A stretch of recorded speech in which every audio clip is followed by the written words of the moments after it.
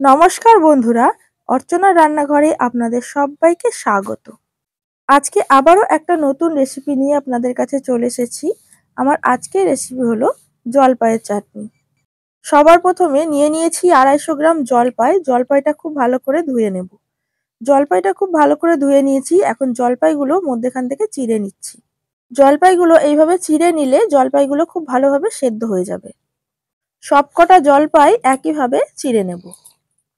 সবকটা জলপাই একইভাবে চিড়ে নিয়েছি। এখন এগুলোকে সেদ্ধ করে নেব। এবার কড়াইয়ের মধ্যে জল দিয়ে তার মধ্যে জলপাইগুলো দিয়ে ঢাকা দিয়ে সেদ্ধ করে নেব।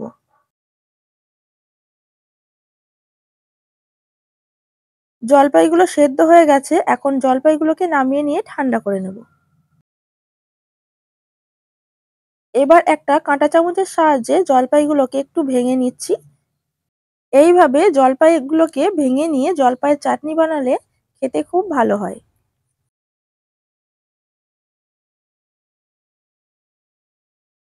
জলপাইগুলো খুব ভালো করে ভেঙে নিয়েছি। আপনারা চাইলে জলপাইয়ের এই বীজগুলো ফেলেও দিতে পারেন। আমি এখানে আলাদা করে আর বীজগুলো ফেলে দিচ্ছি না, বীজগুলো রেখেই চাটনিটা বানাবো। এবার এগুলোকে একপাশে রেখে দেব। এরপর কড়াইয়ের মধ্যে দিয়ে দেব সর্ষের তেল। তেলটা খুব ভালো করে গরম করে নেব। তেলটা গরম হয়ে গেলে একটা শুকনো লঙ্কা আর কিছুটা পাঁচফোড়ন ফোড়নে দিয়ে দেব। এবার ফোড়নটাকে খুব ভালো করে ভেজে নেব যতক্ষণ না এর থেকে একটা সুন্দর গন্ধ বের হচ্ছে। ফোড়নটা ভাজা হয়ে গেছে। এখন সেদ্ধ করে রাখা জলপাই এর মধ্যে দিয়ে দেব। এবার জলপাইটা একটু ভেজে নেব।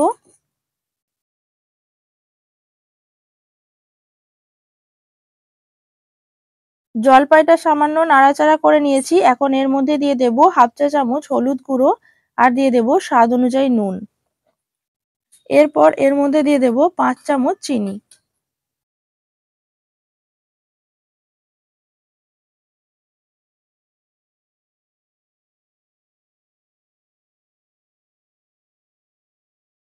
এবার খুব ভালো করে নেড়েচেড়ে চিনিটা গলিয়ে নেব।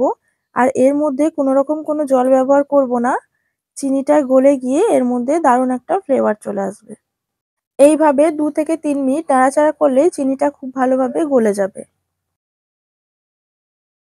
চিনিটা ভালোভাবে গলে গিয়ে জলপাইয়ের সাথে খুব ভালো করে মিশে গেছে। এইভাবে আরো 2 মিনিট নাড়াচাড়া করে নেব। তাহলে জলপাইয়ের চাটনি একদমই রেডি হয়ে যাবে। জলপাইয়ের চাটনি তাহলে আমাদের একদম রেডি হয়ে গেল। এবার এটাকে নামিয়ে নেব।